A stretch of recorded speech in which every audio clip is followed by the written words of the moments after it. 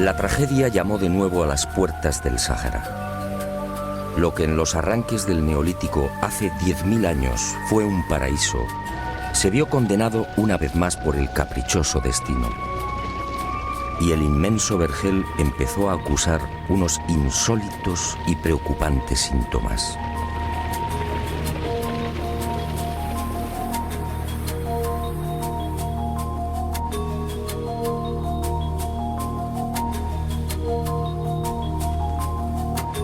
Sí, quizá fue una burla del destino. Casi nada es para siempre y mucho menos en la naturaleza. Por eso, un buen día, aquel Sáhara azul, cuna de civilizaciones, se vio humillado de nuevo. Y este fue el resultado.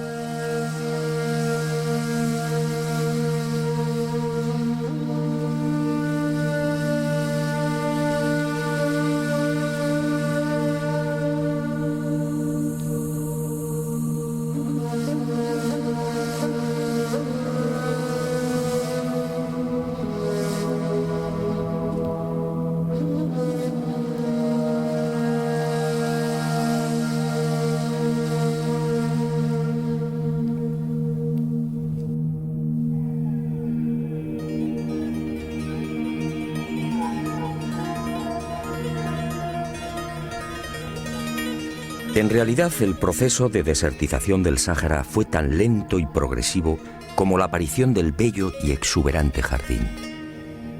Los científicos no terminan de ponerse de acuerdo, pero todo apunta hacia una fecha fatídica, más o menos hacia el 8000 antes de nuestros días. En ese tiempo algo cambió. Los monzones perdieron fuerza y lentamente se retiraron del paraíso.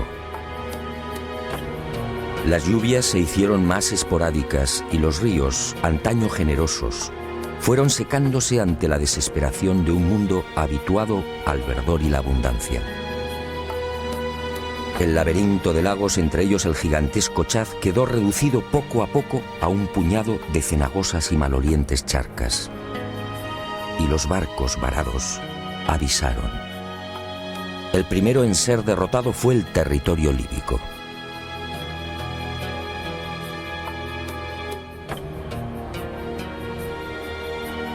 Unos 2000 años después, hacia el 6500 antes del presente, el fantasma de la sed conquistaría lo que hoy conocemos como Egipto.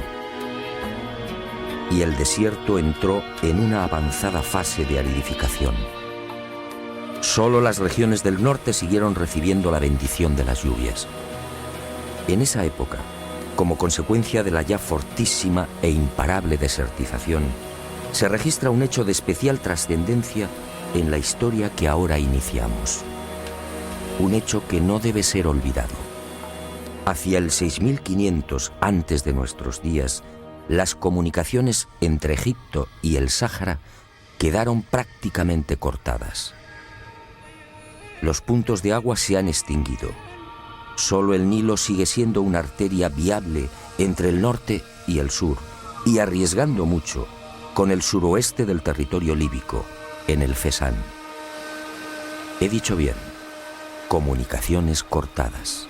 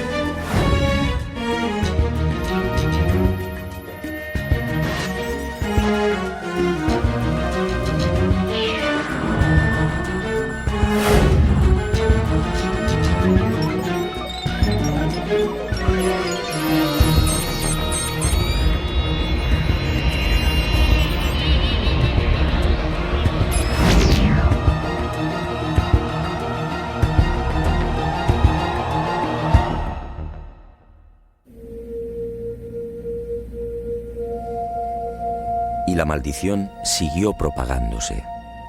Hacia el 5000 antes del presente, el caudaloso Igargar se rinde, y con él los grandes lagos.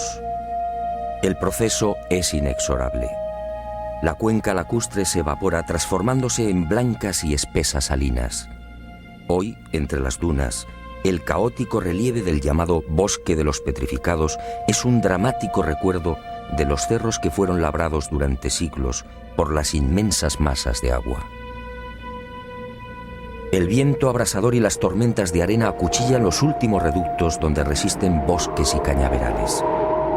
El manto vegetal es arrastrado y la sabana muere. El Sáhara queda desnudo, cubierto ahora por mesetas graníticas, wadis polvorientos y un ejército de dunas movibles que devora cuanto encuentra a su paso. Muerte, sed y desolación. Ese será el resultado. Y se produce lo inevitable. Aquellos pueblos, autores de los grabados y pinturas rupestres, los descendientes de los hombres que conocieron a los cabezas redondas, abandonan finalmente el Sáhara. Huyen. Del viejo jardín queda muy poco. Solo el flanco occidental del Sáhara y algunas franjas interiores resisten. Pero la suerte está echada. Entre el 4800 y el 4500 antes del presente, la desertización es general. Las ciudades han sido abandonadas, los pozos cegados, ya nadie pinta en los abrigos rocosos. Los cabezas redondas solo son un recuerdo. Un total de 5000 kilómetros desde el Atlántico al Mar Rojo y casi 3000 desde el Atlas al Sudán es engullido por el amarillo, el rojo y el negro.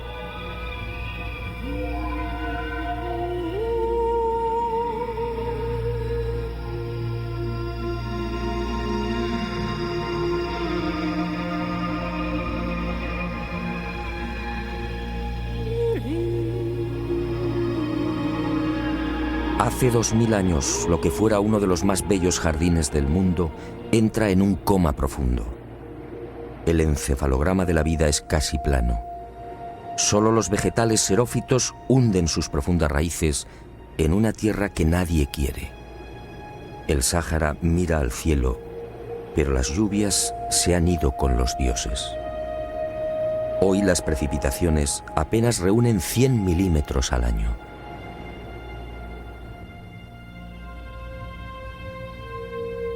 En poco más de 7000 años, el cáncer de la sed termina con un Sáhara verde y acuático.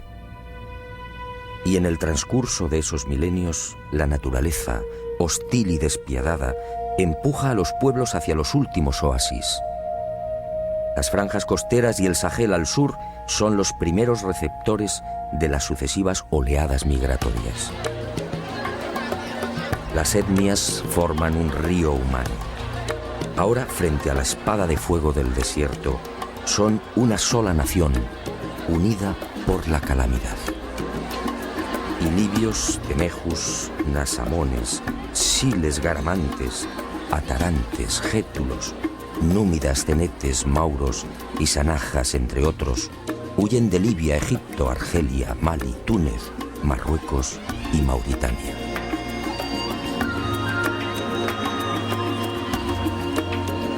Y el mundo asiste a uno de los primeros, más intensos y dramáticos movimientos de masas de la historia. Una migración desesperada que lentamente provocaría el nacimiento de unas culturas insospechadas.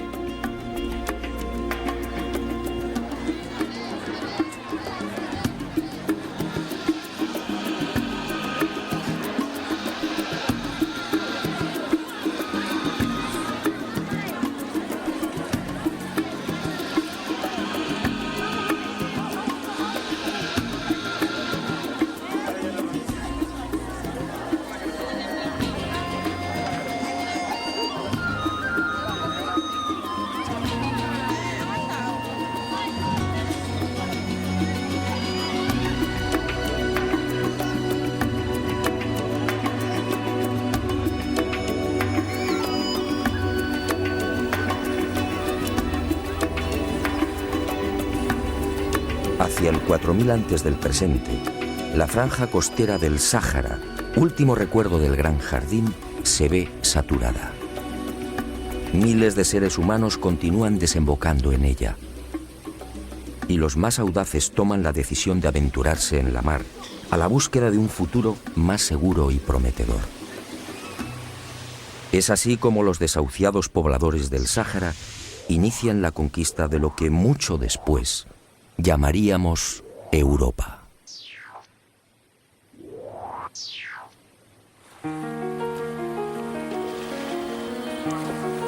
No se sabe cuándo ni tampoco en qué orden, pero la realidad es que en esos últimos 4000 años, las diferentes civilizaciones saharianas van penetrando en todas direcciones. Unas eligen la península ibérica, otras arriban a las islas del Mediterráneo, y de allí con toda probabilidad saltan a Italia y Grecia, perdiéndose hacia el este. Algunos pueblos marchan hacia las sabanas del centro y oeste de África. Otras llegan a las Islas Canarias. Finalmente, el hambre y la sed los instala también a orillas del Nilo.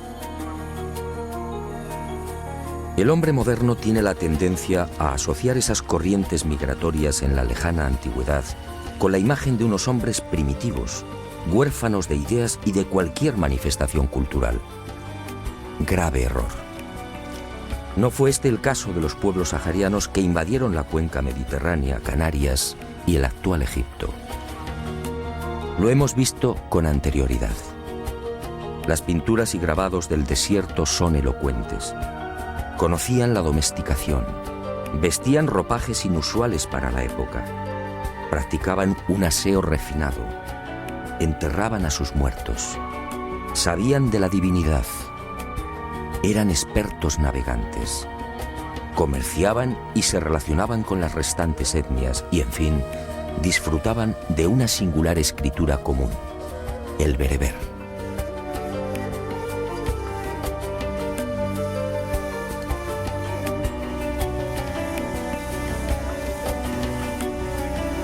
Este inmenso y rico bagaje, como iremos viendo, saltó con ellos a las nuevas tierras.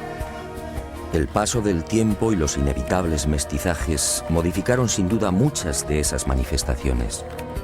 Manifestaciones sociales, religiosas y culturales que habían tenido un origen único. Un ejemplo, la citada escritura bereber antigua.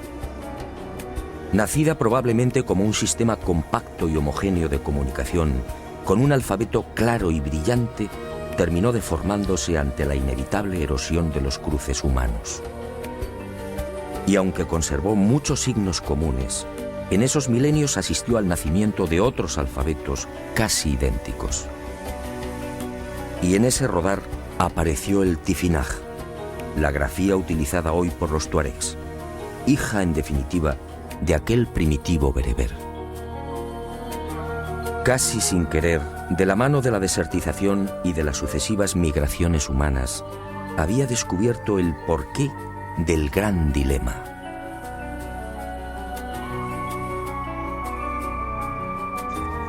¿A qué obedeció la desaparición del genuino significado del bereber antiguo? Ahora empezaba a comprender. Ahora entendía por qué mis amigos los tuareg no sabían leer los símbolos grabados en la piedra esférica de los billares.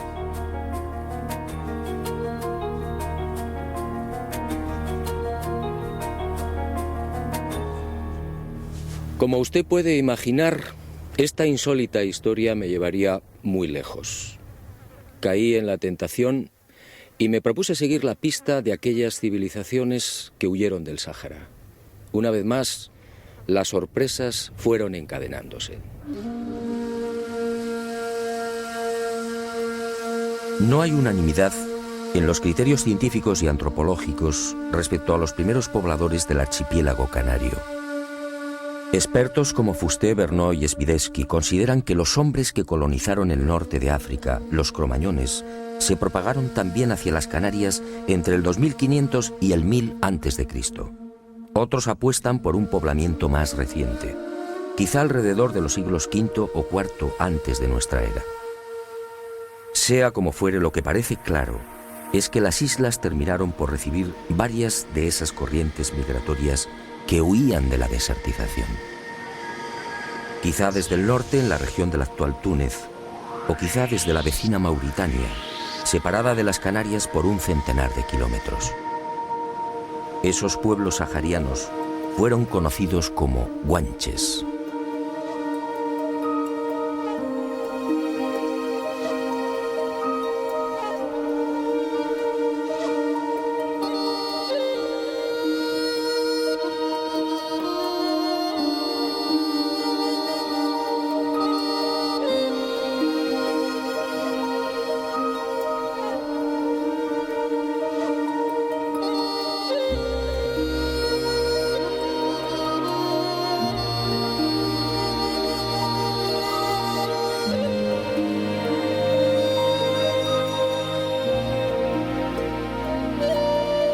Los guanches, una raza espléndida y singular que terminaría siendo diezmada por los españoles en nombre de la cruz y de una supuesta civilización superior. Pero la ambición y crueldad de los castellanos no lograrían borrarla del todo. Los guanches trasladaron a las Canarias muchos de los secretos y costumbres heredados de aquellos lejanos encuentros con los cabezas redondas en el corazón del paraíso sahariano. Repasemos muy por encima algunos de esos vestigios tan íntimamente ligados a los pueblos del Sáhara.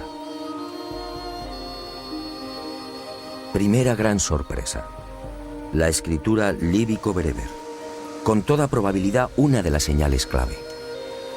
Aparece en todas las islas, aparece en barrancos, cuevas y abrigos, bien siguiendo la técnica de la incisión o del picado.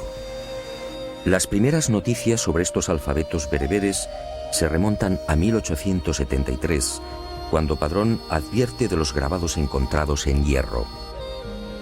Desde entonces, decenas de expertos han venido trabajando en el estudio e inventario de una treintena de estaciones o asentamientos que suman más de 50 paneles con cientos de signos. Para Renata Springer, una de las expertas más activa y rigurosa en el análisis de estos alfabetos canarios, el examen de los mismos sugiere un estrato cultural común y una íntima vinculación con la cultura bereber.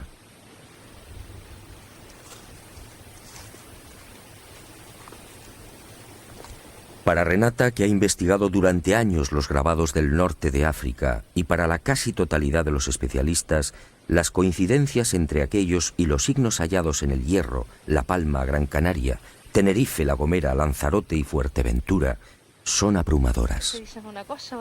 Todos coinciden. La antigua grafía guanche tuvo que proceder del mundo africano. Ahora, a la vista de estos testimonios escritos, las afirmaciones de cronistas e historiadores sobre el escaso bagaje cultural de los guanches son cuando menos patéticas. Sedeño, por ejemplo, llega a decir que los antiguos canarios no conocían letras ni caracteres, aunque se valían de pinturas toscas. ¿Quiénes eran los ignorantes? ¿Los vencedores o los vencidos?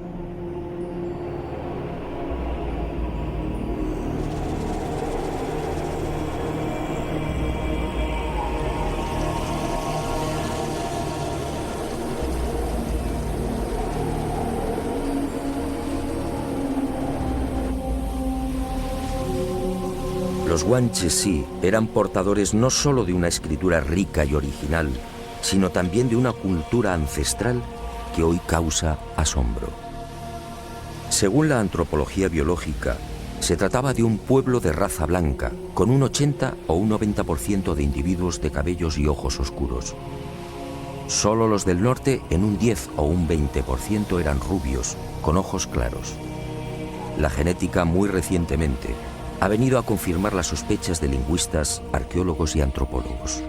Los genes de los guanches proceden del mundo bereber. Así lo demuestran los estudios de las enzimas en los glóbulos rojos y del DNA mitocondrial. Estos genes mitocondriales, transmitidos exclusivamente por vía materna, han arrojado unos resultados esclarecedores. En las Canarias, los genes paternos proceden principalmente de la península ibérica. Los maternos, en cambio, son saharianos. La explicación habría que buscarla en las matanzas acaecidas durante la conquista. Los castellanos diezmaron a los guanches varones, respetando a las mujeres. Después llegaría el mestizaje.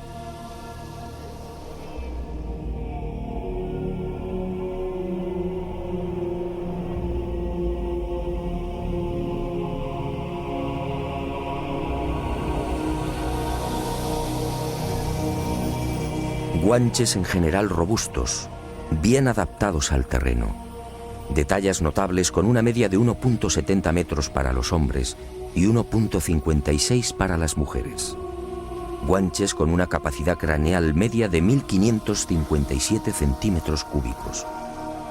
Una cifra que presupone un importante desarrollo mental. En otras palabras, lo contrario a lo escrito y divulgado por los conquistadores españoles. Los guanches no eran salvajes. Los guanches adoraban a un Dios único, invisible y sustentador de todo lo creado. Lo llamaban Aborak, es decir, el grande, el sublime. Era el Dios de sus ancestros con el que podían establecer un diálogo directo, algo que sorprendió y no gustó a los evangelizadores castellanos.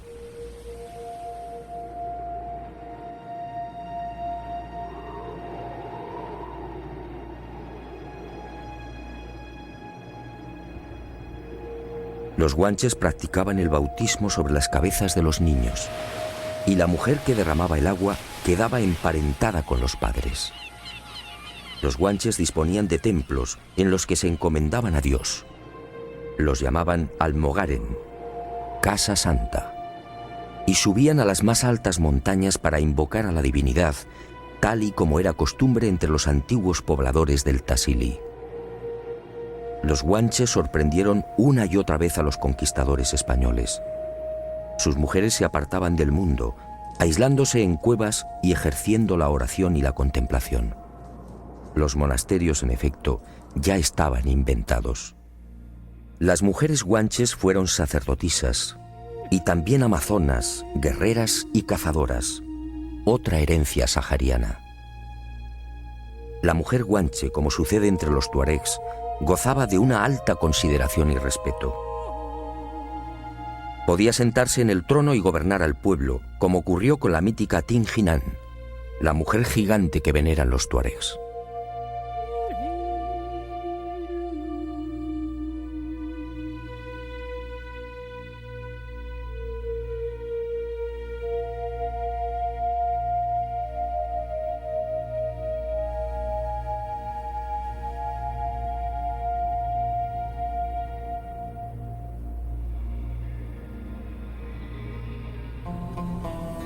Los guanches juraban ante el Ser Supremo, poniéndolo como testigo de sus acciones. Y heredaron del Sáhara sus creencias en genios y espíritus maléficos, los célebres diablos o yins de los nómadas. Los guanches trajeron consigo el arte de la adivinación, una costumbre arraigada en el Sáhara desde tiempo inmemorial. Estos magos y santones, a los que llamaban guañameñe, ejercían una gran influencia sobre la población. Ellos fueron los que profetizaron mucho antes del arribo de los conquistadores la llegada a las islas de unas gentes blancas a bordo de unos grandes pájaros.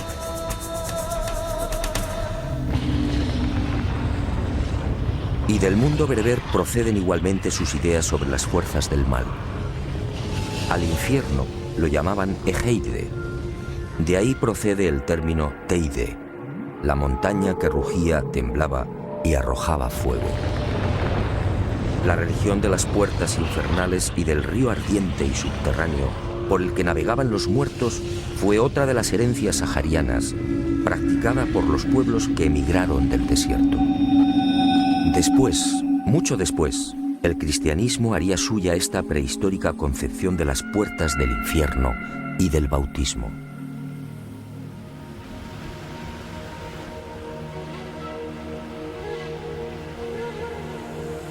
Y como los tuareg y bereberes, los guanches sintieron un especial terror por determinadas montañas, lo que hoy en el Sáhara se conoce como montañas del diablo. Allí habitaban los dioses y los jinns. Allí desaparecen hombres y ganado. Y los que logran regresar enloquecen para siempre. Son las cumbres sagradas como las del Tassili, donde un día descendieron los cabezas redondas.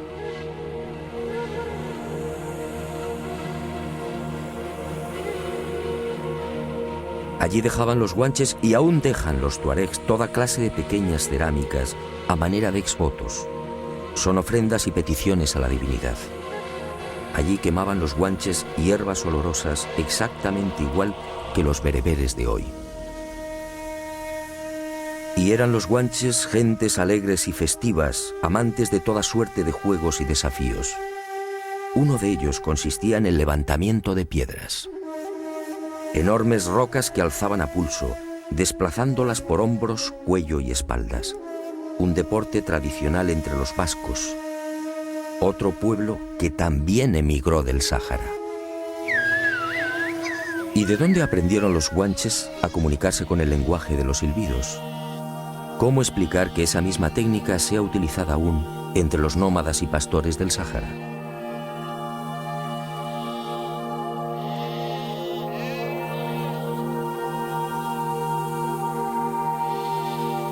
Y al igual que los antiguos pobladores saharianos, los guanches en tiempos de sequía conducían el ganado hacia lugares despejados. Allí apartaban las crías de las ovejas y esperaban a que los balidos de los corderos atrajeran la atención del Ser Supremo, regalándoles la lluvia. ¿Otra casualidad?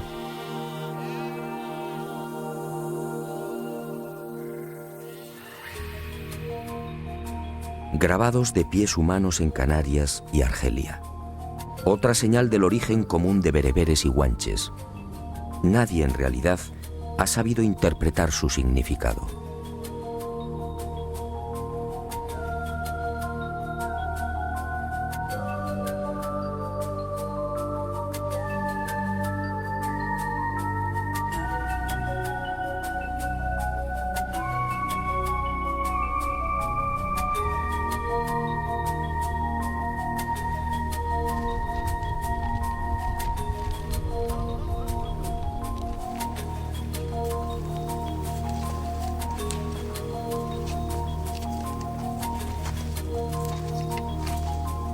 Y los guanches, como los descendientes de aquel jardín sahariano, tuvieron desde el principio una clarísima idea de la supervivencia después de la muerte. ¿Quién les enseñó? Y lo más intrigante, ¿dónde y cuándo aprendieron a momificar? Aunque las técnicas guanches no son idénticas a las egipcias, no pude evitar un lógico pensamiento.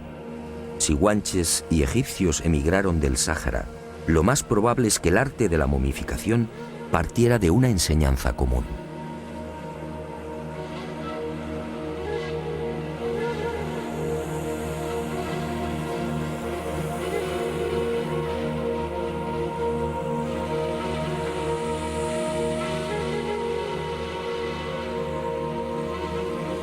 Y como los bereberes, los guanches enterraron a sus muertos en túmulos circulares y formando anillos concéntricos.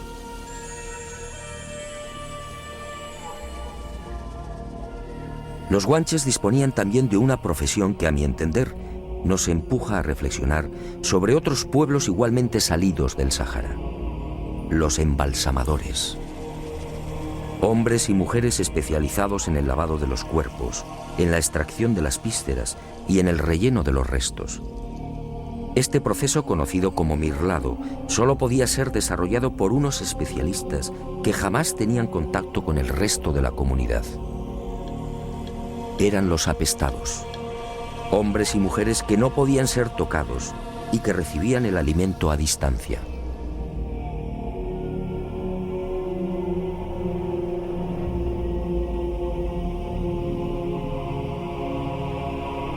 Y un apunte más que fortalece el indudable origen sahariano de los guanches. Es Spinoza en el siglo XVI quien nos alerta sobre una de las costumbres de los antiguos canarios. Dice el cronista: el rey, el mencey, no casaba con gente baja, y a falta de no haber con quién casar, por no ensuciar su linaje, Se casaban hermanos con hermanas. Los guanches en efecto practicaban la endogamia de linaje, exactamente igual que los faraones egipcios. Así preservaban a las élites y, en definitiva, al sistema de organización social. ¿De dónde partió esta costumbre? ¿No es sospechoso y significativo que ambas culturas, guanche y egipcia, procedieran del Sáhara? Como sospechosa es la habilidad de los guanches para trepanar, otra habilidad compartida con los egipcios. ¿Cómo supieron los guanches que estas perforaciones frontales o parietales aliviaban y mejoraban a los enfermos y heridos? Los guanches, sí, una magnífica cultura que, como escribió Cuscoy, fundador del Museo Arqueológico de Tenerife, llegó en silencio, vivió en silencio y desapareció en silencio.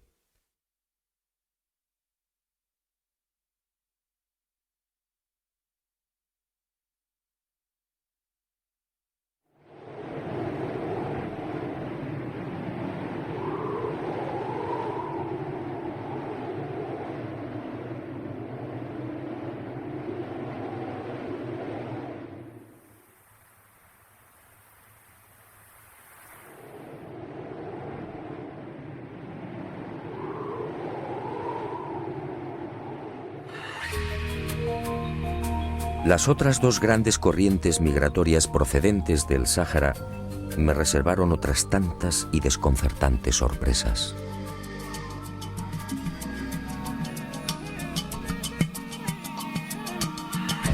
Durante meses proseguí las indagaciones. Todo encajó. Las imparables y sucesivas oleadas de etnias que huyeron de la desertización serían las responsables de la aparición en la península ibérica e Italia de otras dos destacadas y míticas culturas, la íbera y la etrusca. Ambas nacidas de un tronco común, el universo bereber, eran casi hermanas. Ambas se hallaban igualmente emparentadas con guanches, vascos y egipcios. Los primeros, los íberos, como escribe Estrabón, pudieron penetrar en la actual España hacia el sexto milenio antes de Cristo. Cruzaron el estrecho de Gibraltar y durante esos miles de años fueron conquistando un territorio semivacío, ocupado por primitivos y toscos cazadores. Y se extendieron por el Levante, Andalucía, Cataluña y buena parte del norte de España. Los etruscos, por su parte, saltaron del Sáhara, aventurándose en la ocupación de Sicilia, Córcega y Cerdeña, y desde allí al centro de Italia.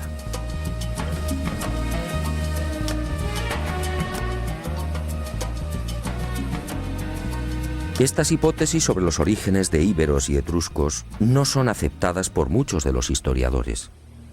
Para estos expertos, los íberos llegaron de Asia o sencillamente eran oriundos de la península ibérica.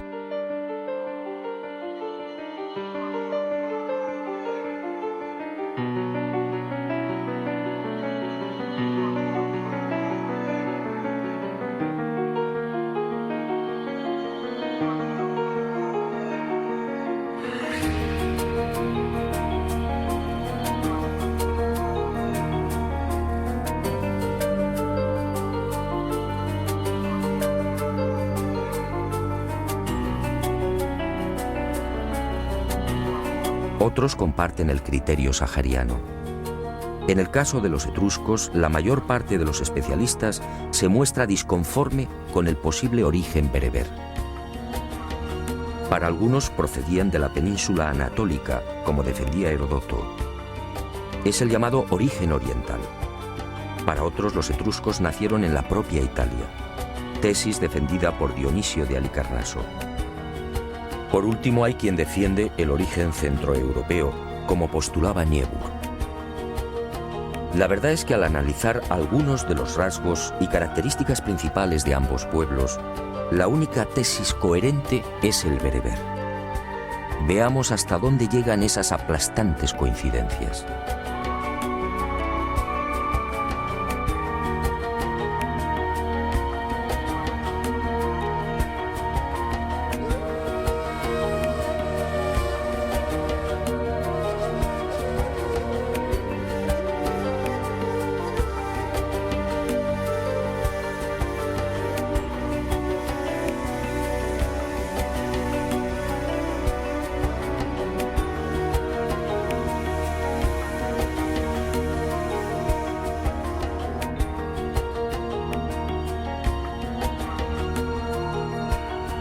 Los primitivos íberos, al huir del Sáhara, trajeron consigo, como sucedió con los guanches, una ya familiar religión centrada en los ríos infernales. Una religión gemela a la bereber, en la que grutas y montañas ocuparon un lugar destacado. Eran las puertas del infierno, con un verdugo que atormentaba a los muertos, Caronte. Eran centros sagrados en los que también depositaban exvotos y ofrendas olorosas. Exvotos en bronce o cerámica, depositados en troncos de árboles, grutas o hendiduras de las rocas, exactamente igual que guanches y bereberes. Exvotos que representan hombres o mujeres con una mano alzada en señal de saludo, como las pinturas y grabados del Tassili y de Libia.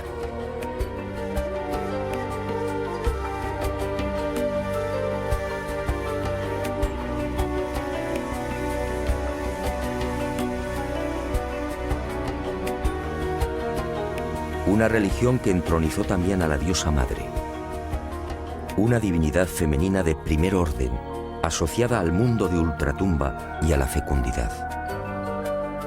Los íberos tenían plena conciencia de la vida después de la muerte. Y al igual que guanches y bereberes, acompañaban los restos de los difuntos con alimentos y objetos personales. Incineraban a sus muertos y depositaban las cenizas en urnas, exactamente igual que los etruscos.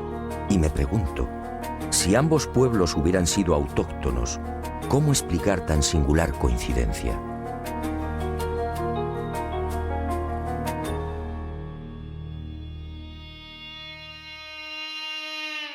Los íberos se distinguieron también por su afición a las artes adivinatorias, una tradición compartida por sus hermanos bereberes, guanches y etruscos. ¿Casualidad? ¿Y qué decir del vestuario y las joyas? El ajuar íbero solo es comparable al etrusco. Polibio habla de las ricas capas de lino teñidas en púrpura y usadas por los turdetanos y mercenarios ibéricos de Aníbal. Bajo estas túnicas los hombres lucen otros vestuarios ajustados, con hermosas y anchas hebillas de oro y plata. En las mujeres, la vestimenta es más espectacular. Está formada por una superposición de túnicas con capas bordadas que reposan sobre los hombros. Y se tocan con velos y chales. Colgantes, brazaletes y collares finamente trabajados decoran las esculturas en piedra y los bronces hallados en decenas de asentamientos. Unas vestiduras, tocados y adornos que ya hemos visto en los grabados y pinturas de hace 10.000 y 9.000 años en el Sáhara. Toda una herencia bereber que se refleja igualmente en la extraordinaria pasión de los íberos por el toro y los seres sobrehumanos.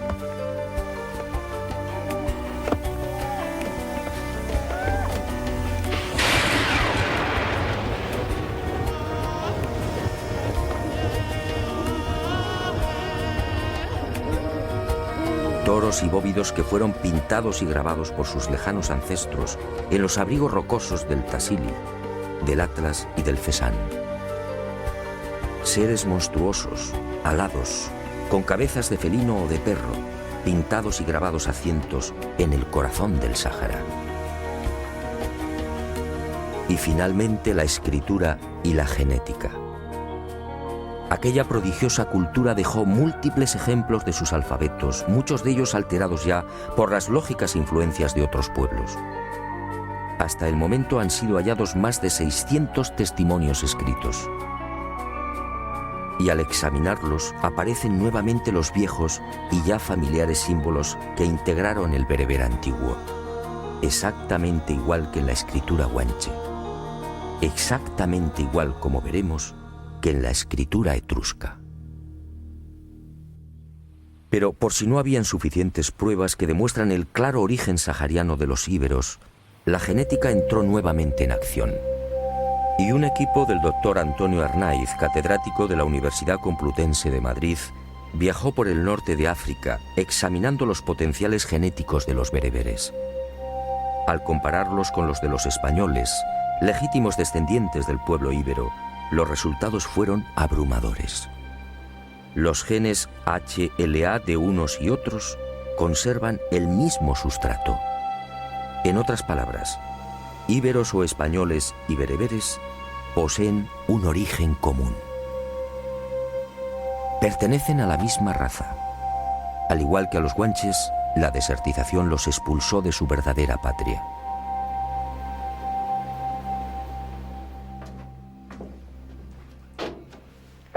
La investigación de aquel éxodo me ha traído hasta el corazón del mundo etrusco. En mi opinión, otro de los pueblos que huyó del Sáhara. Aquí, en esta tumba y en otras similares, he encontrado lo que buscaba: las puertas del infierno.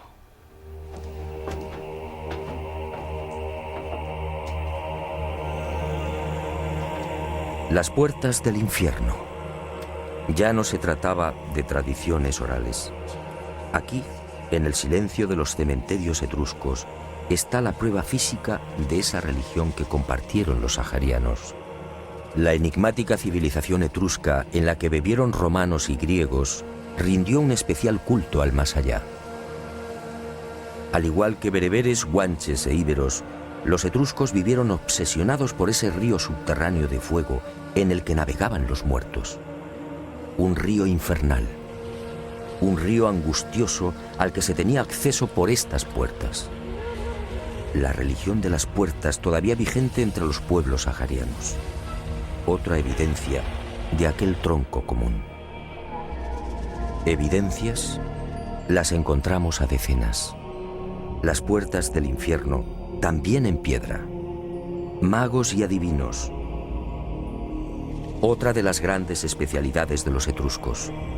El célebre hígado de Piacenza, sobre el que vaticinaban los augures. Otra herencia bereber. Mujeres etruscas. Con una independencia, libertad y cultura impensables en el primer milenio antes de Cristo. Unas características de la mujer bereber. Unas características que asombraron al mundo. Trenzas idénticas a las africanas.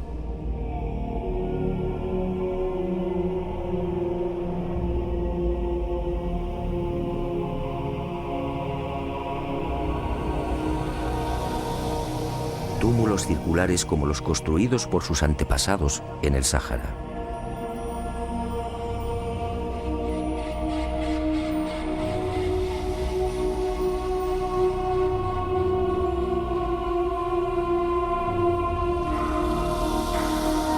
Seres alados, a cientos, blancos y negros, como los representados en piedra y metal por los íberos, sus hermanos.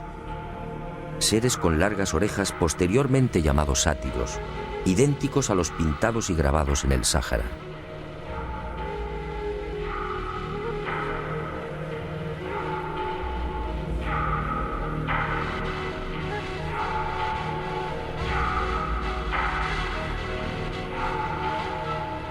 Y de nuevo los familiares símbolos bereberes, todavía reconocibles en la escritura etrusca. Una escritura, insisto, que partió del lenguaje común sahariano y que, como sucedería con la íbera, fue deformándose, presionada por múltiples influencias. Bereber antiguo en la escritura guanche, en la íbera y en la etrusca. ¿Casualidad?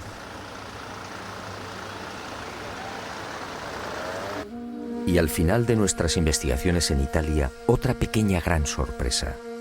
Ocurrió por aparente casualidad.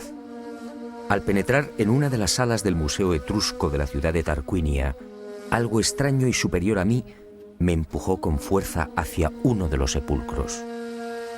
La fría mirada de la estatua, un magistrado del siglo III a.C. y que recibió el nombre de Laris Pulena, cobró vida.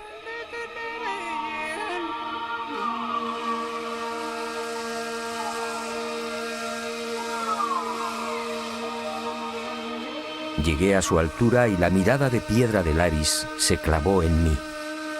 Entonces aquel susurro añadió: el pergamino. Ahí está lo que buscas. Era un largo párrafo en etrusco. Y al poco apareció: palo, cero, palo. Los misteriosos símbolos del anillo de plata. Los misteriosos símbolos del lucerillo. Los misteriosos símbolos en la cúpula de la nave que fue vista en los billares.